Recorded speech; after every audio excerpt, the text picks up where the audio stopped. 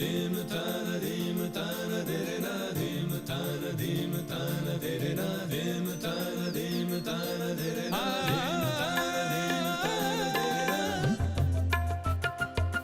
है योग यात्रा, ये संयोग यात्रा, ये है योग यात्रा।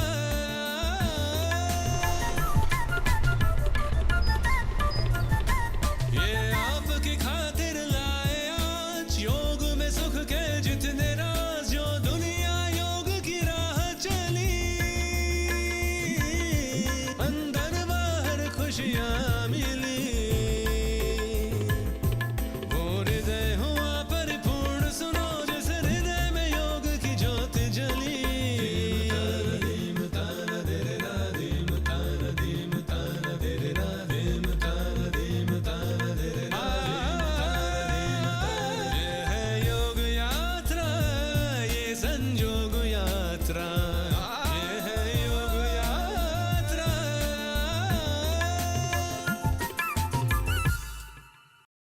नमस्कार। हठ योग प्रदीपिका में कहा गया है कि कितना भी वृद्ध व्यक्ति क्यों न हो, दुर्बल व्यक्ति क्यों न हो, या किसी बीमारी से ग्रसित हो, या बिल्कुल युवावस्था में हो, हर अवस्था के व्यक्ति के लिए बहुत ही आसानी से योगाभ्यास किया जा सकता है। यानी योग एक हमारा ऐसा साथी है जो अगर हम उसका अभ्यास करते रहें तो हमारा साथ कभी नहीं छोड़ता। इसके अलावा जो जिस लेवल का है, यानी अगर युवा है, वृद्ध है, किसी बीमारी से ग्रसित है या बहुत ही दुर्बल है, वो उस स्तर से उठने का कार्यक्रम कर सकता है। एकमात्र विषय के अभ्यास से इतने फायदे हैं, तो चलिए क्यों ना हम इसे अपनी ज़िंदगी का एक अमूल्य हिस्सा बना लें।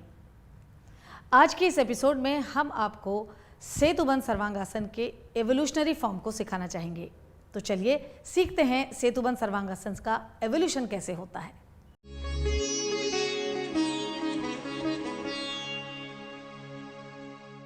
क्लासिक सेतुबंध सर्वांगासन सीखने के लिए कई स्टेजेस से गुजरना पड़ता है।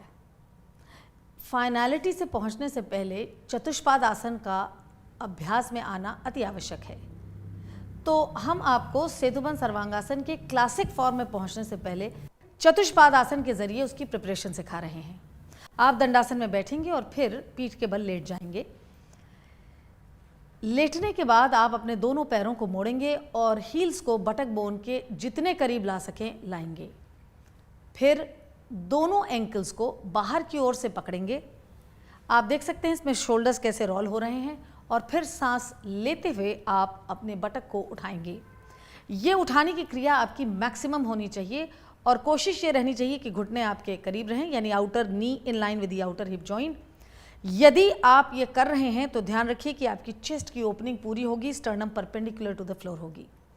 यदि ये करना आपके लिए इतना भी मुश्किल है तो आप थोड़े दिनों के अभ्यास में पंजों पे रह सकते हैं और एड़ी उठा सकते हैं।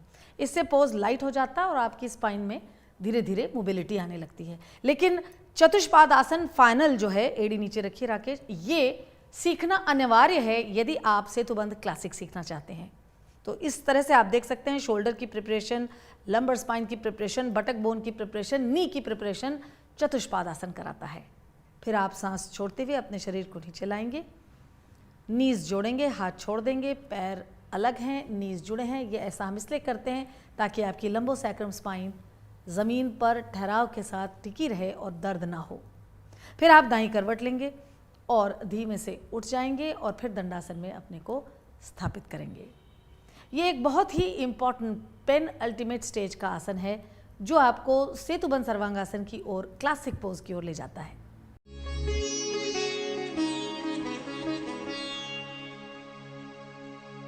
आरोग्य योग की श्रृंखला में हमारा प्रयास है कि उन तमाम आसनों को जो एडवांस हैं या करने में मुश्किल हैं, उनको हम केवल एक ही एपिसोड में न बांधे रखें, बल्कि उनकी डिटेल आपको अगर ज़रूरत पड़े तो 2 एपिसोड में भी सिखाएं। इसी आधार पर हमने ये तय किया है कि सेतुबंध सर्वांगासन, जो कि एक बहुत ही उत्तम कोटि का आसन है लेकिन करने में जैसे मुश्किल आ सकती है, उसके लिए हम आपको इस एपिसोड में भी उसका एवोल्यूशन सिखा रहे हैं, ताकि आप क्रमशः पहले थोड़ा सपोर्ट लेके और धीरे धीरे फिर आप बिल्कुल क्लासिक पोज में जा सकें। इसी आधार पर हम आपको जो अब पोज दिखाने जा रहे हैं वो सेतुबंद सर्वांग आसन को अचीव करने की पहली सीढ़ी है। तो आप ताड़ासन से दंडासन में जाते हैं और अपना चेहरा दीवार के सामने रखते हैं। यहाँ हम सेतुबंद सर्वांगासन में जाने के लिए एक सपोर्ट सिस्टम का आपको सजेशन दे रहे हैं। वो बड़ा आसान है, एक दीवार है जो हर घर में होती है। आप उसके सामने बैठेंगे और अपने पैर के पंजों को दीवार से चिपकाएंगे। फिर आप अपनी पीठ पर लेट जाएंगे और लेटने के बाद आप अपने धड़ से दीवार की ओर खिसकेंगे और पैर मोड़ना शुरू करेंगे। इसके बाद आप अपने पैरों को दीवार पर रखेंगे। दीवार एक बहुत अच्छा फलक्रम है आपकी बटक बोन को उठाने के लिए। अक्सर देखा गया है कि लोग जिनकी पीठें कमज़ोर हैं या बॉडी बड़ी स्टिफ है या किसी रोग से ग्रसित हैं, वो सेतुबंद में अपने शरीर को उठा नहीं सकते। इससे पहले एपिसोड में हमने आपको दिखाया था कि एक ब्रिक के ज़रिए आप कैसे इस कार्य को कर सकते हैं। अब हम आपको धीरे धीरे जो क्लासिक पोज है उसकी तरफ ले जा रहे हैं। तो एक बार आपने दीवार से अपने को जोड़ लिया और पैरों को दीवार से चिपका लिया तो आपके पास एक फलक्रम है जिससे आप सांस छोड़ते हुए ऊपर उठेंगे और बटक बोन और टेल बोन को उठाएंगे। तो राकेश ने अपने पैरों को उतना ऊपर उठाया है या चल के उतना गए हैं दीवार पे जहाँ से बटक बोन उठाना बहुत आसान है। ये क्रिया आपके कमर में लचीलापन लाती है और बटक बोन टेल बोन को कैसे उठाया जाए इसके लिए आपकी तैयारी कराती है। फिर आप इसमें अपने दोनों हाथ की हथेलियों को फ्लोटिंग रिब पे रख के और अपनी बैक को भी उठाने का कार्य सीख सकते हैं। इस तरह से ना केवल आप अपने शोल्डर्स प्रिपेयर कर रहे हैं, लेग्स प्रिपेयर कर रहे हैं, बल्कि उठाने की क्रिया को बहुत बखूबी बिना किसी चोट के सीख रहे हैं। इस तरह से आप इस क्रिया को रिपीट कर सकते हैं और 30 सेकंड से 1 मिनट तक होल्ड कर सकते हैं। जब आप इसमें अच्छी तरीके से स्टैब्लिश हो जाएं, यानी इतना करने की महारत हो जाए, तो हम आपको फिर दूसरा एक स्टेज सिखाएंगे। इसके बाद आप धीरे से अपने पैर से नीचे चलिए, उतरिए, पटक्स को नीचे लाइए, हाथ छोड़ दीजिए और दीवार से धीरे धीरे वापस आ जाइए। ये क्रिया है, ये एक संपूर्ण आसन नहीं है, मगर ये आपको इस तरह से सोपान में चढ़ाता है एक के बाद एक कि आप सेतुबंद में बिना किसी डर के प्रवेश कर सकते हैं। इसके बाद आपको हम एक दूसरी क्रिया दिखा रहे हैं या दूसरी स्टेज दिखा रहे हैं जो फिर आपको सेतुबंद क्लासिक की ओर ले जा रही है। राकेश इसके बाद पैर मोड़ेंगे और दाईं करवट लेते हुए उठ जाएंगे और दंडासन में पुनः अपने को स्थापित करेंगे और फिर उठ के वो ताड़ासन में खड़े हो जाएंगे। तो चलिए अब हम आपको सिखाते हैं इसकी एक दूसरी अवस्था जो आपको आगे की ओर अपने अभ्यास में बढ़ाएगी।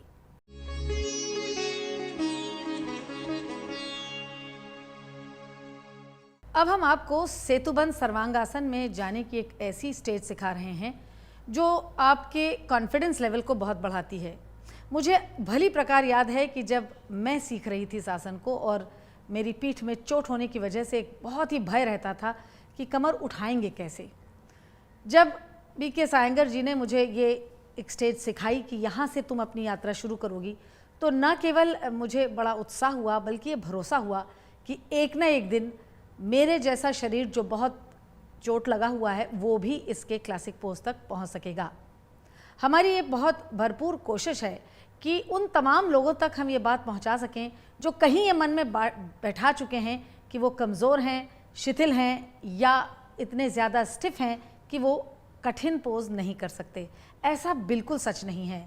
सच तो ये है कि इन इम्प्रोवाइजेशंस और इन स्टेजेस को अगर आप क्रमशः अभ्यास करते रहें तो आप कठिन से कठिन पॉस्चर को बड़ी आसानी से अपने अभ्यास में आत्मसात कर सकते हैं।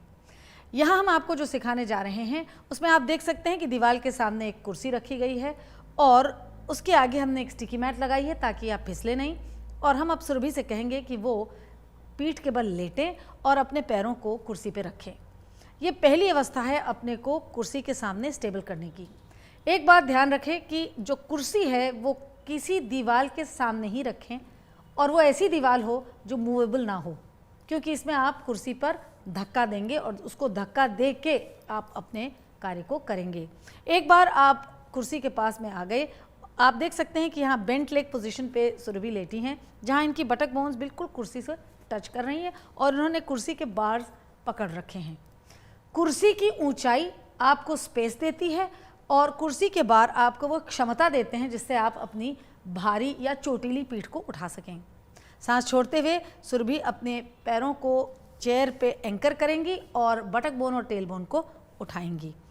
अगर आप पैर के पूरे पंजे रख के काम ना कर सकें तो केवल टोज को टच कीजिए, उसके पुश से, एक्शन एंड रिएक्शन, उसके पुश से आप टेल बोन और बटक बोन को मोबिलाइज करते हुए शरीर के अंदर ले जाएंगे।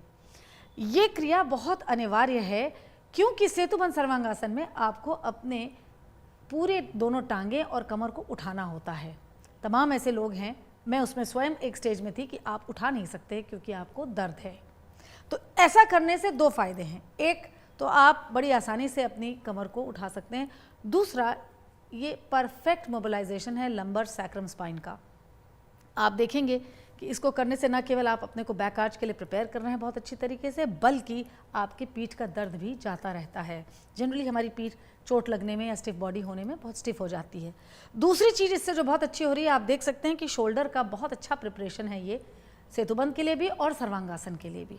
और तीसरी चीज़ चेस्ट जो है, अगर आप डॉर्सल को अंदर मारें और चेस्ट को भी उठाएं तो चेस्ट ओपन हो रही है। सबसे बड़ी बात जो देखिए, यहाँ चिन लॉक यानी जालंधर बंध जो है वो भी ऑटोमेटिकली एक स्टूडेंट सीख रहा है, जो न केवल सेतुबंध में बल्कि सर्वांगासन में और प्राणायाम के लिए भी अति आवश्यक है। इस अवस्था में जब आप 30 सेकंड से 1 मिनट तक रह सकें तब आप नेक्स्ट स्टेज के लिए तैयार होते हैं। लेकिन इसमें एक बात ध्यान देने वाली है कि ये उन लोगों के लिए तो बहुत कारगर है जिनकी पीठ में तकलीफ है, बॉडी वेट ज़्यादा है या बहुत स्टिफ बॉडी है। पर क्या होगा उनका जिनकी गर्दन में चोट है या जिनके शोल्डर बड़े स्टिफ हैं? ऐसा भी तो शरीर हो सकता है। तो अभी तो मैं सुरभि से कहूँगी कि आप सांस छोड़ते हुए अपने बॉडी को नीचे ले जाइए, पैर को वापस कुर्सी में रखिए और दोनों बटक बोन ज़मीन पे आएँ और आप अपनी ब्रीदिंग को नॉर्मल होने दीजिए।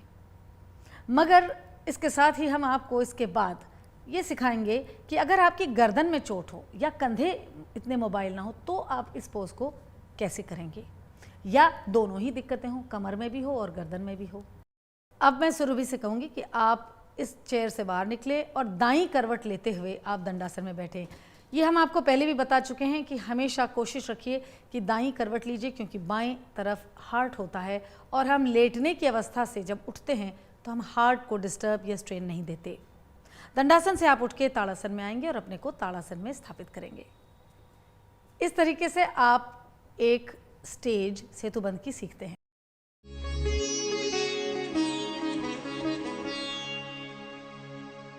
इससे पहले जो हमने आपको सेतुबंध सर्वांगासन की स्टेज सिखाई वो उन तमाम लोगों के लिए थी जो अपनी कमर को उठा नहीं सकते। वजह चाहे कुछ भी हो, घुटने में दर्द हो या कमर में इंजरी हो या बहुत स्टिफनेस हो या भय हो या शरीर का कुछ ऐसा गढ़न हो या बनावट हो जिसकी वजह से आप अपने शरीर को उठा नहीं सकते।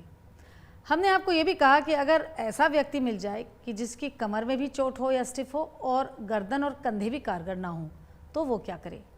सेतुबंध सर्वांगासन इन दोनों ही प्रकार के पेशेंट्स कह लें या व्यक्तियों के लिए बहुत ही अनिवार्य अभ्यास में जोड़ने वाला आसन है। तो यहाँ सीधे ताड़ासन में खड़े होने के बाद आप दंडासन में बैठते हैं इन 3 ब्लैंकेट के ऊपर।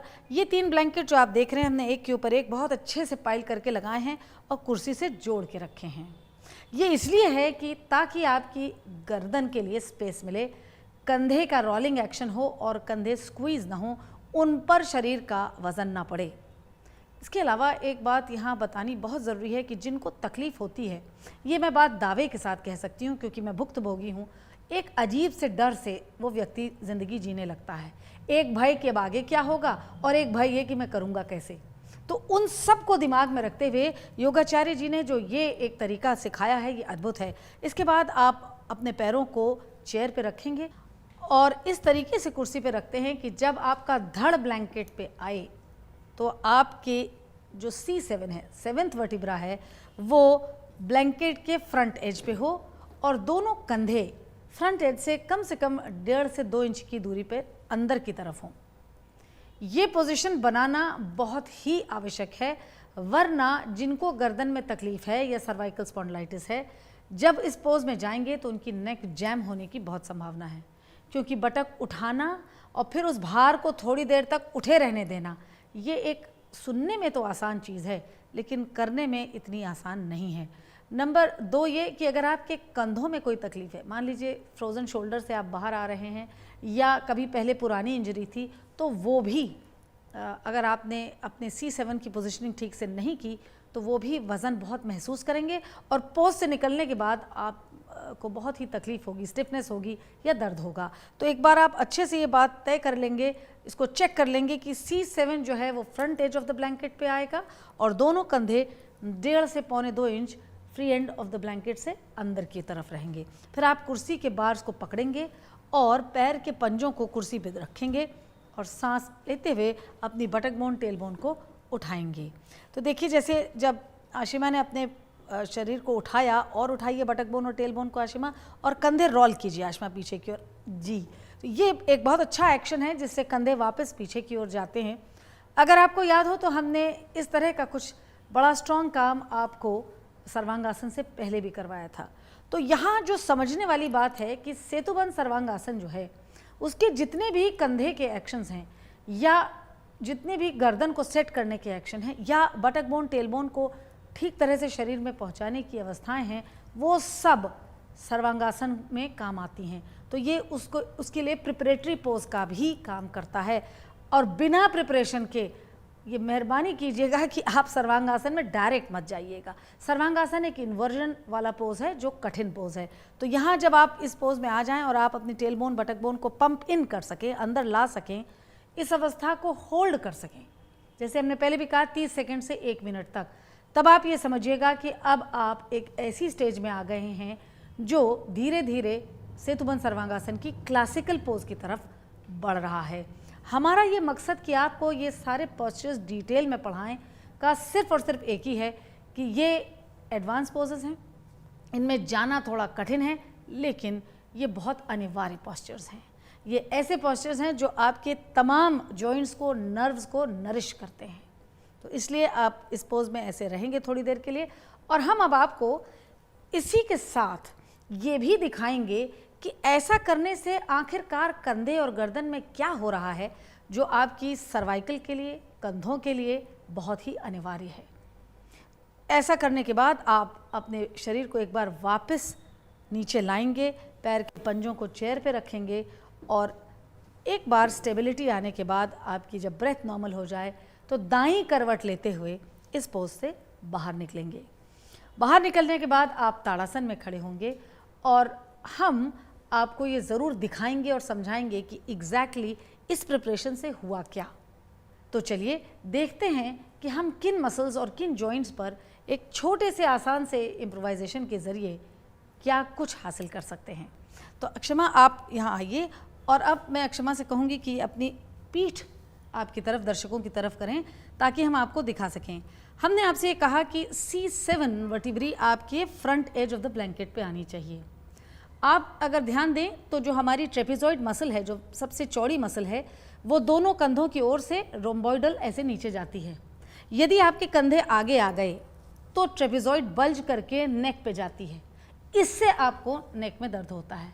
जबकि अगर आप अपने कंधे रोल कीजिए आशिमा, इंटरलॉक करके, इस अवस्था में आपके ये कंधे इस ब्लैंकेट के ऊपर स्टैब्लिश होते हैं, क्योंकि आशिमा ने रॉड पकड़ी है चेयर की और जिसकी वजह से शोल्डर्स, ट्रेपेजॉइड सब नीचे की ओर घूमते हैं। ये नेचुरल फॉर्मेशन है और क्योंकि आप नेचुरल फॉर्मेशन में अपनी बॉडी को उठा रहे हैं तो आप देख सकते हैं नेक की लेंथ बढ़ जाती है, नेक का कर्वेचर वापस आ जाता है। तो तमाम वो लोग जिनको सर्वाइकल की प्रॉब्लम है या कंधे स्टिफ हैं, वो भी इस इम्प्रोवाइजेशन के ज़रिए भली भांति इस पोज को कर सकते हैं। आशिमा, आप अपने हाथ को रिलीज़ कर सकते हैं और वापस ताड़ासन में अपने को स्टैब्लिश कर सकते हैं।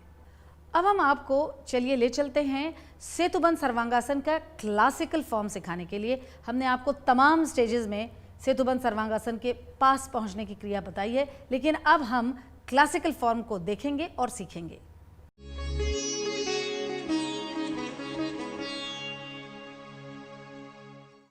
अब तक हम आपको सेतुबंध सर्वांगासन के एवोल्यूशनरी फॉर्म दिखाते आ रहे हैं। अब हम आपको अंत में सेतुबंध सर्वांगासन में फाइनल पोज में या क्लासिक पोज में कैसे जाया जाता है, इसको सिखाने जा रहे हैं। तो चलिए देखते हैं कि कैसे सेतुबंध सर्वांगासन की आखिरी स्थिति में पहुंचा जा सकता है।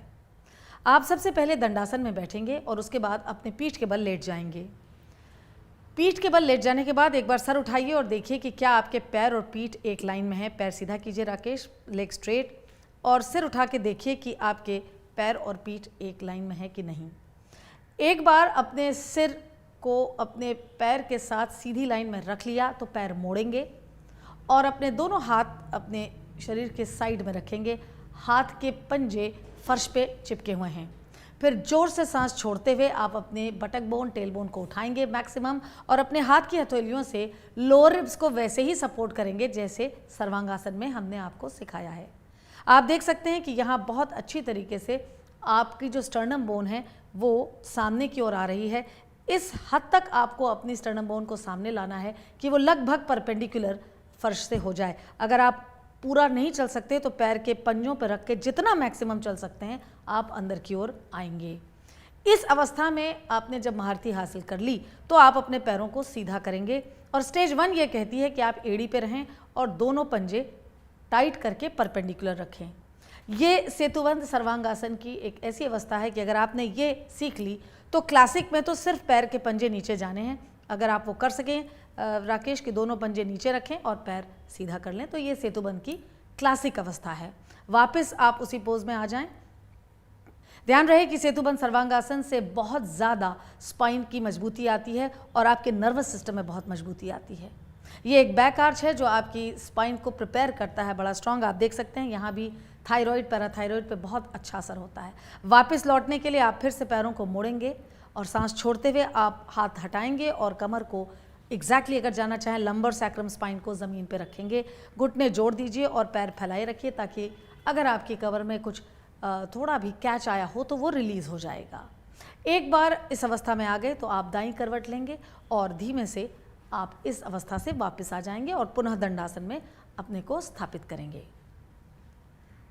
हमें यकीन है कि आप अपने अभ्यास के दौरान इस पोस्चर को ज़रूर, जिस तरह से हमने आपको एक एक स्टेप करके सिखाया है, आप उसे ज़रूर शामिल करेंगे। ये एक बहुत ही महत्वपूर्ण पोस्चर है और ये रिजुवेनेटिंग पॉज भी है। तो हम ये उम्मीद करते हैं कि आप अपने अभ्यास में इसको प्रतिदिन शामिल करेंगे।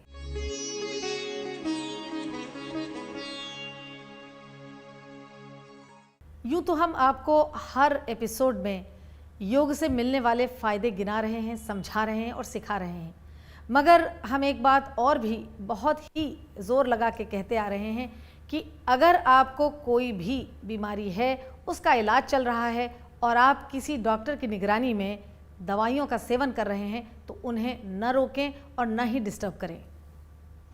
योग के ज़रिए धीरे धीरे जैसे जैसे आपकी सेहत बेहतर होती जाएगी, स्वयं ही आपके डॉक्टर आपकी दवा कम करने की चेष्टा करेंगे। आप ये एक ऐसा दायित्व अपने हाथ पे ना लें, इससे आपको नुकसान हो सकता है। हमें यकीन है कि आप प्रतिदिन अभ्यास कर रहे हैं और हमारी सलाह को मान रहे हैं। आपसे फिर मुलाकात होगी, तब तक के लिए नमस्कार।